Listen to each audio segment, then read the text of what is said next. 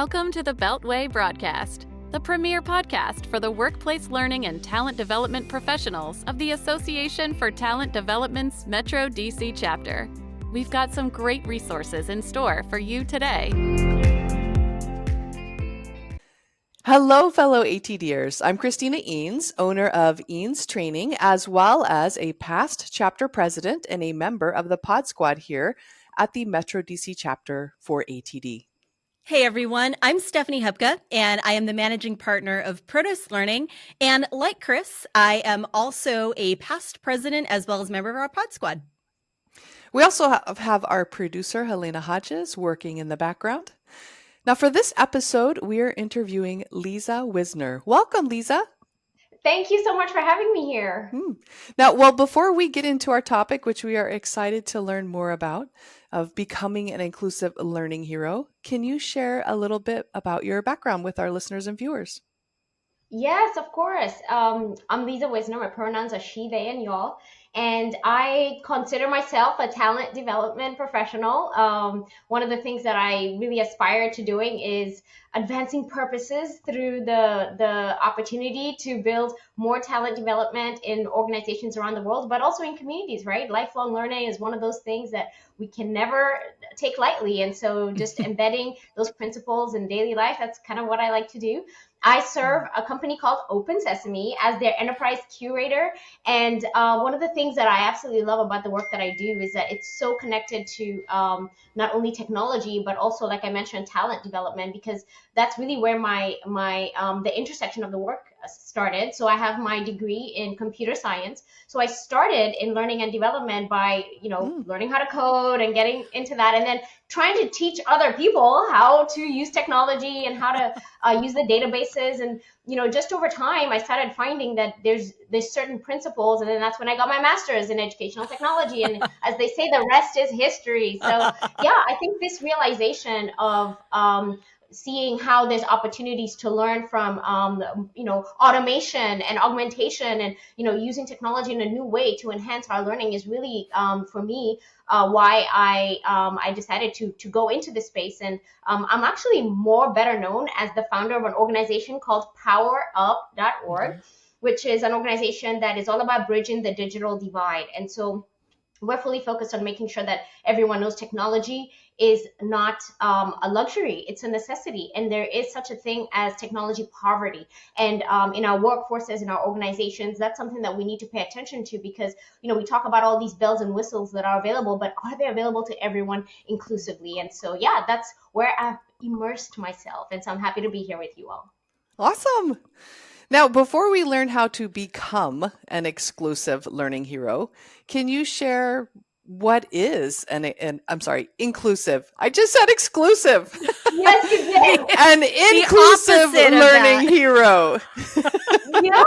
Well, I mean, we could define the term exclusive to also fit into that, because I think one of the things we want to do, right? Being exclusive means that, you are the one, you are the North Star, you're the one that people see, you are the things we want to see, you're the one. And so that can also fit in, right? But really my concept of life, when I launched Power Up, it actually stands for providing opportunities where everyone rises up. And it just naturally fit into this model of being a hero. And it started off with just you being a hero, not only thinking about it as, when we think about hero, right? We think about the superheroes, right? If you ask kids, right? Well, who's the hero? Superman, Wonder Woman, all these heroes that are mythical beings that have superpowers. But, when we think about people in our lives who have been heroic, really what we're thinking about is our coworkers. We're thinking about our family, our friends, people that we communicate with. And that's really where the concept of being a learning hero really is about, right? An exclusive learning hero, as you can say, right? It's opposite day, right? It's opposite day. Opposite day. I like that. Learn the word day, right? And I think the context of being a learning hero is really centered on the work of being inclusive. And when we talk about being a learning hero, one of the things that is important is you have to be an avid learner.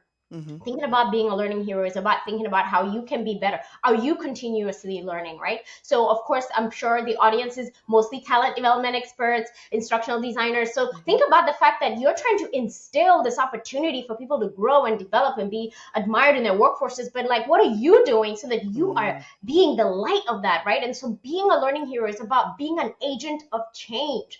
Really, literally grabbing your superpowers, whatever they are. Sometimes it can feel like we have to pull superpowers from who knows where to get it all done. Bring them all to the table, figure out where your strengths are, lean into that, and just really think about how being inclusive of how everyone else learns, right? So learning about yourself first is so important, but then it also translates into like how can you be a hero but also have strength for two or more? How can you consider other people in this concept of being a hero? And if you'll allow me, I can actually tell you, like, hero, HERO, actually stands for something. So, the H actually stands for honor your foundation. And that's really just the beginning of the story, right? We talked about, you modeling the way, you being the change we want to see. How are you learning? What's your foundation of learning, right? How do you learn? Do you know how you learn, right?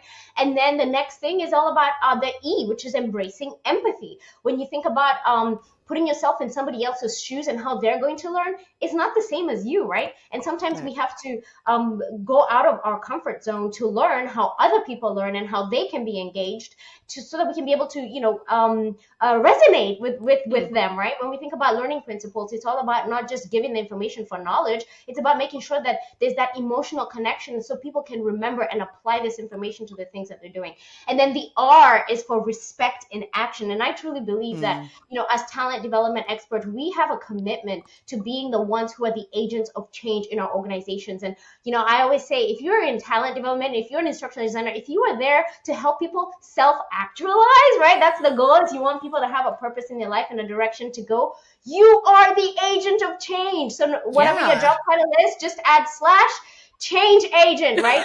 So you have to think about how you have to do certain things in your organization. You have to have action steps where you're showing people respect through giving them inclusive learning practices, giving them opportunities to learn in different ways.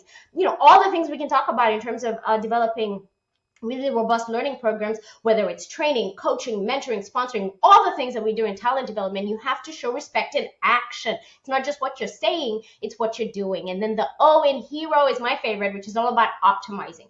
It's all about thinking about the future. It's not about thinking about where we are today. It's honoring where we are, but also recognizing that, whoa, we have places to go. We have opportunities, and there may be challenges, but those are opportunities for us to really grow and use those as the catalyst for us to be able to shape the world that we want to see. So yeah, being a learning hero, it's all about being an agent of change. It's about putting that cape on, getting your superpowers together, and being the light for learning and development. I love this. Your energy is contagious. I feel like everyone's reaching for a cape right now. And what I really love about this is that when we talk about inclusion, a lot of times we're thinking about it and talking about it in terms of things like interpersonal relationships. We don't always talk about it as far as the impact that it has on the flow of our work, which is why I love that you're talking about what instructional designers or facilitators or others in that space might be able to do, because really it starts there. It doesn't start later on. It really starts with those early moments. I'd also love to hear you tell us a little bit more about another aspect of that, which is what it looks like to consider inclusion when maybe we're measuring results or thinking about the O in hero, that optimizing component. How does measurement or evaluation perhaps fit in? Yes. Oh my gosh. And that is the foundation of anything, right? How do you know where you want to go if you didn't even measure and figure out where you're at, right? Yeah. So, I mean, it's the number one rule of any technology, right? You got to do an assessment. Absolutely. If you're going on a trip, your GPS, if it's not on, it doesn't know your location, it can't give you a map. You need to know where you're at.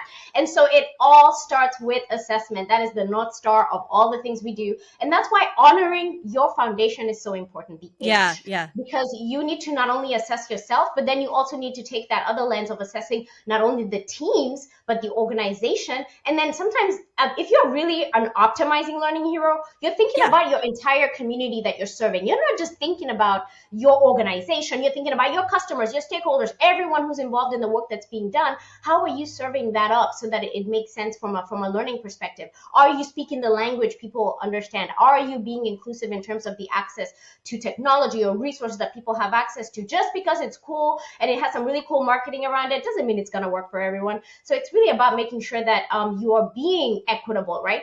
The term equity is really a term that I see as, it's a big term now. And, it's just a simple word, but I feel like people shy away from equity because they're like, oh, we're not there yet. We're not there yet to give equity. But, I like to say, if you ask even a 5-year-old, they would tell you what's fair and what's not fair. Everyone feels fairness one way or another. And that's what equity is all about. It's about making sure that you're providing fairness in terms of how everyone can reach the destination. We may not all need the same resources, but we all want to go to we all want to move in the same direction and get to the destination. And that means some of us need more support than others. Some of us need a different kind of support than others. And so that's where the work comes in. That's where the assessment comes in terms of making sure that not only are you analyzing the demographic of the organization that you're serving, but you're also analyzing the resources that are available. You're analyzing people's interests and motivations, right? So there's the representation of the qualitative and the quantitative data. How are people feeling versus what's really going on, right?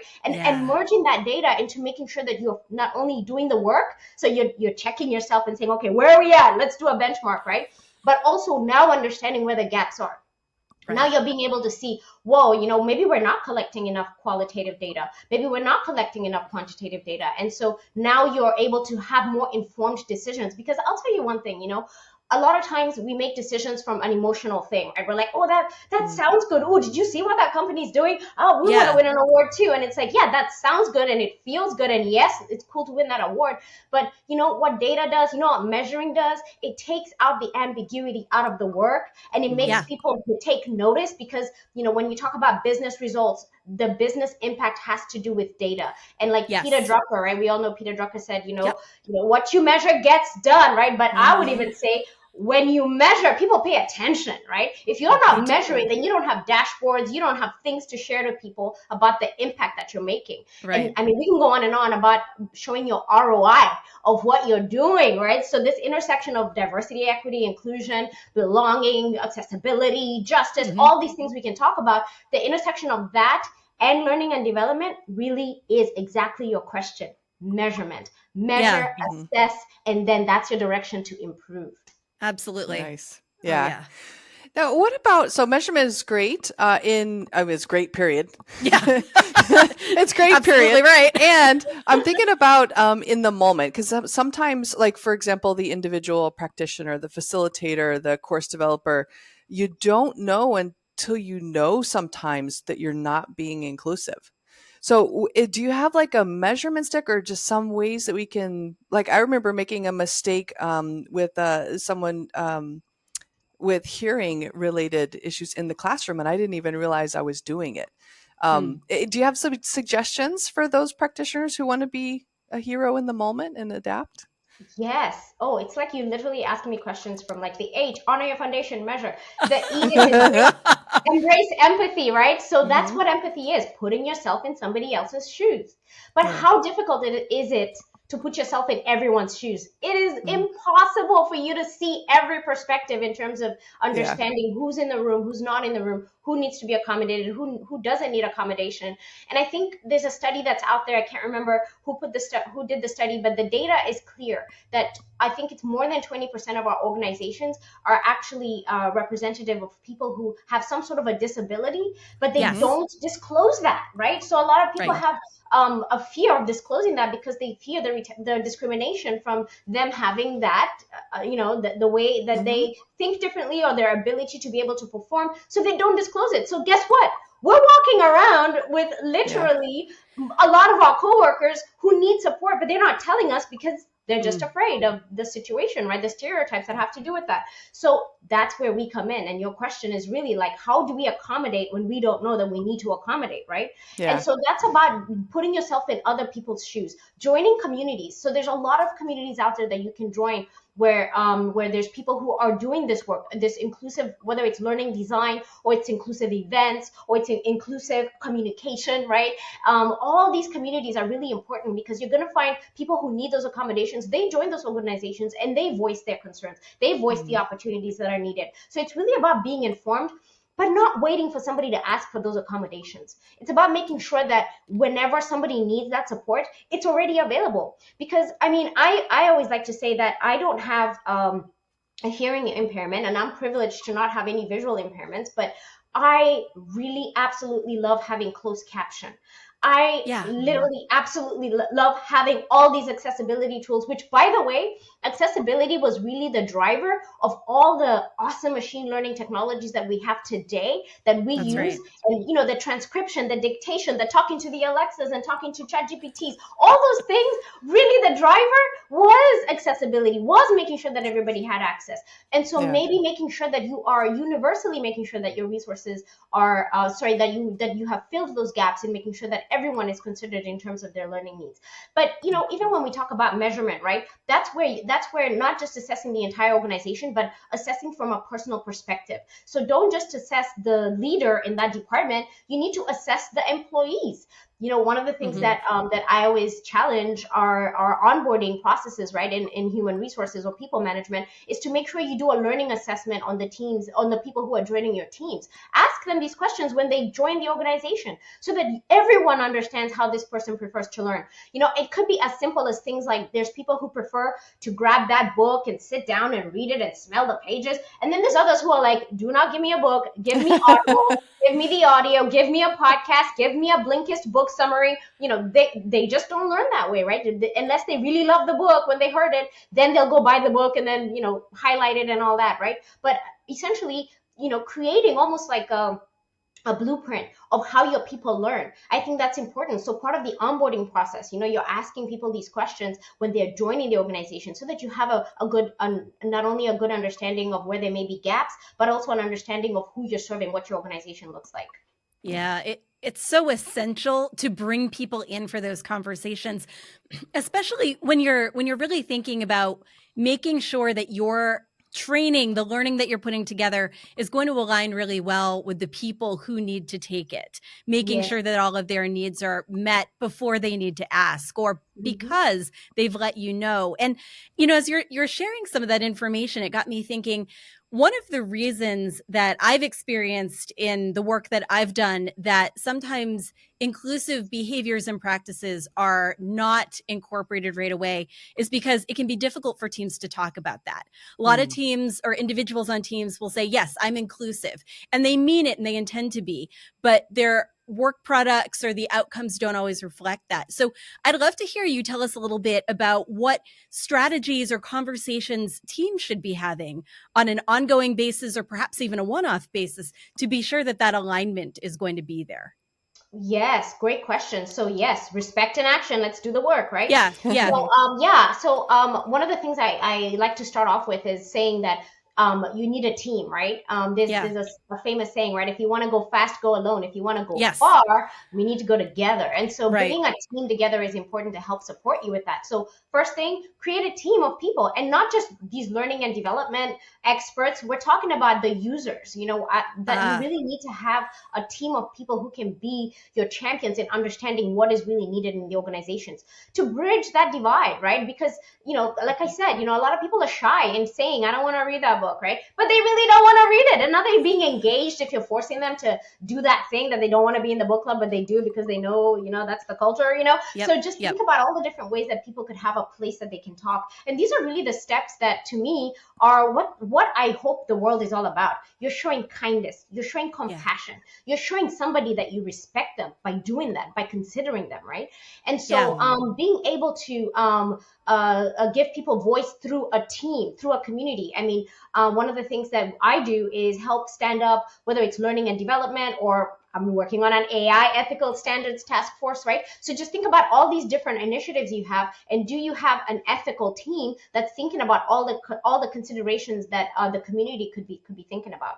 And then the other thing there now is to think about what gaps you have in terms of the resources available, right? Because a lot of us, like I work remotely, right? And we through the pandemic, we learned that everybody has access to be able to work. They don't have to physically go into an office to be productive, right? And so whatever people select to do, right, the opportunity is to see where are they gaps. Are there gaps in the technology that the person has in their house, in their community, right? Is the Wi-Fi fast enough? What is going on so that this person can actually communicate with us? Do people actually even know how to use these tools? Right? I mean, I know I've done audits of use of technology that's been purchased, and the usage is so low. Nobody even knew that you had this learning management system with all these courses that had this catalog of all, like people didn't even know that was there, right? Learning managers didn't even take the time to market that. So making sure that people actually know that these technologies are available for them. But, also, I mean, we can go on and on about all the different steps that people can take in terms of doing an assessment on accessibility, doing an assessment of inclusive language, reaching out to employee resource groups to make sure that you're giving it, when you create learning, you're giving examples that are relevant to the community that you're serving. So instead of just coming up with some random case study or some random example, why don't you reach out to some of your employee resource groups in your organization and find out, like, what success stories do they have to share? What challenges have they had, so that you can incorporate that into the learning and development, right? But you know what this all centers on at the end of all of this?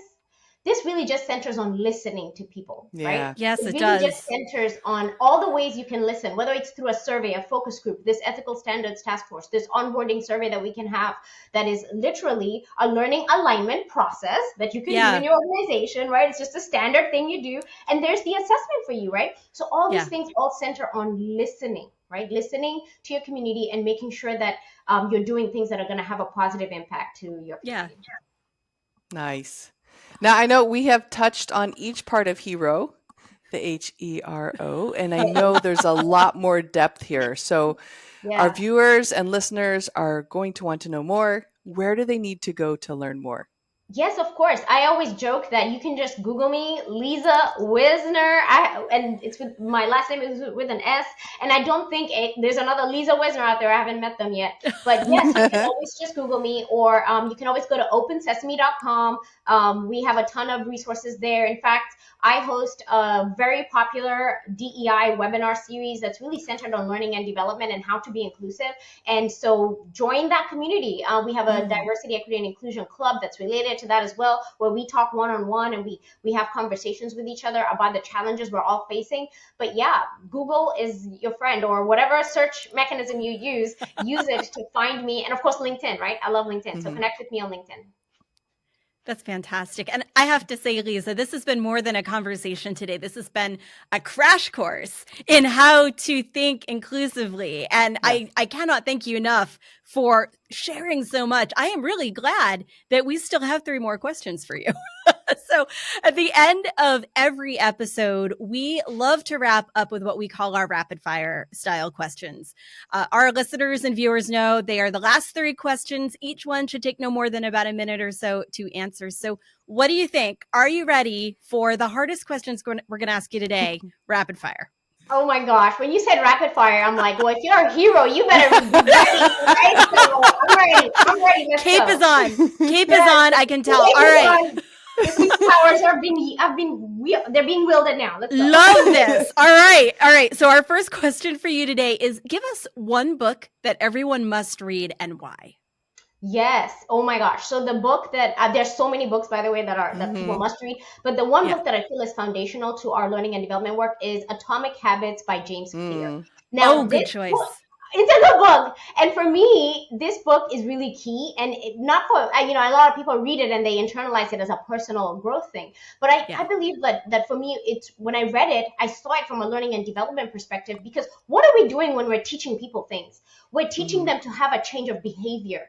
And this book is literally the framework of how to have habit change, right? By tiny steps, atomic habits. And I absolutely love this as a foundational framework for us to think about how in talent development, we're cultivating habits for people, but sometimes we're giving the training and we're saying, do this one big, huge thing, run the marathon. You're literally on the couch, but now we want you to go run the marathon. No, it's baby step. It's get off the couch and then maybe think about putting your sneakers on and then go step out the door. And so we have to think of in that perspective, right? We have to be able to give people little nuggets here and there so that we can get massive results at the end, right? And so reading this book for me, game changer. There's a ton of other habit books, right? The Power of Habits, 7 Habits of Highly Effective People. Like, we can go on and on about habit books, but yes, the Atomic Habits book, Small Steps for Massive Impact. Yes. Love that. And I second it. It is a great read if you haven't done it so far.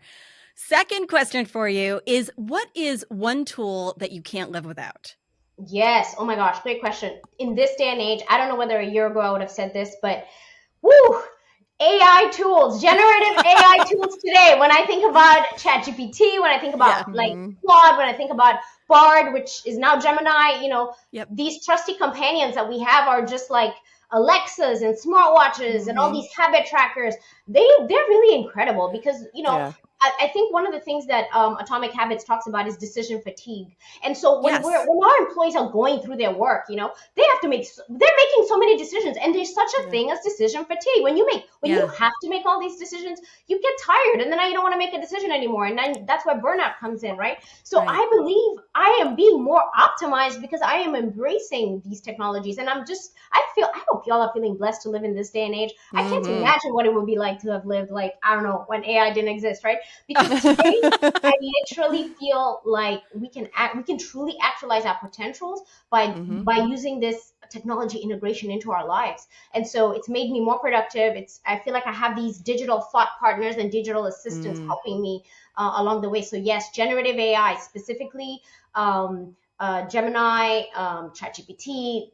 For me, these are the tools I don't think I can live without now. I think they're changing all of us, and I think they're doing it fast. And I don't think all of us are pushing back as hard as we were in the beginning. So yeah, those are good selections. So our last question for you today is this one. Give us the best piece of advice that you've ever been given. Yes. For this one, it's, if you never try, you will never know.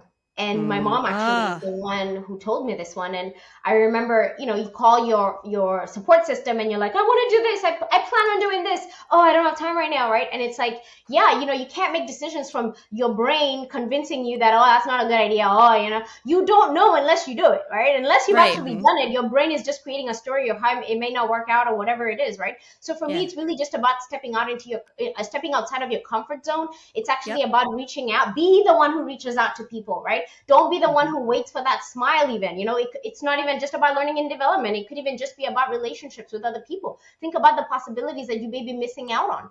And for me, it's actually tied to the concept of Abraham Maslow's hierarchy, right? When we think about us self-actualizing, the only way through self-actualization is this socialization and belonging. And then it starts on you, right? So you can't go if you're not going with other people. And so absolutely love it. So unless you try to do it, you're never going to know how far you can go. So I love it. Thank you. I love it too. Yes. Oh, this has been great. Lisa, thank you so much for joining us today. You're very welcome. Thank you for having me. Oh, well, and of course, we want to thank our community for joining us as well.